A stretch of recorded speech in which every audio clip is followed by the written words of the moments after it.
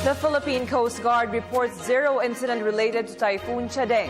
It also reports a peaceful and orderly situation in the country's ports during the Holy Week. More from Ria Fernandez.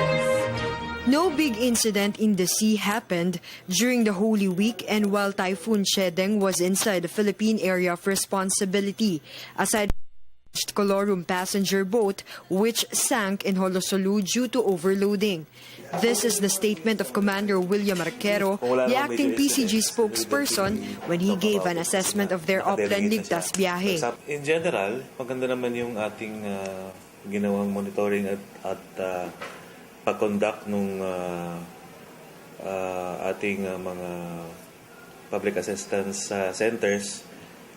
Tuloy nakipag-cooperate naman yung ating mga pasahero at yung mga shipping companies din, ganun din.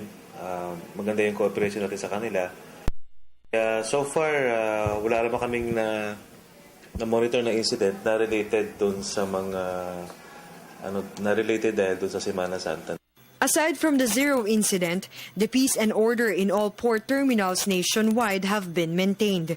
With Coast Guard's very strict pre-departure inspection, one grenade and gun were confiscated at the North Harbor in Manila last week. According to Arquero, they are still on heightened alert until today to ensure the safety of our compatriots heading back home after a long vacation. Since many trips were cancelled, especially in eastern Luzon because of Chedeng, Coast that more Filipinos will return home today after port terminals resumed operations at 4 p.m. on Sunday.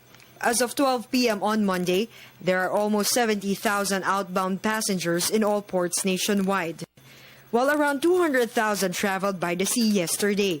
Starting on Tuesday, Coast Guard goes back to their normal operations. Their strict pre-departure inspection continues, as well as their campaign against smuggling and colorum. For the People's Television, Ria Fernandez.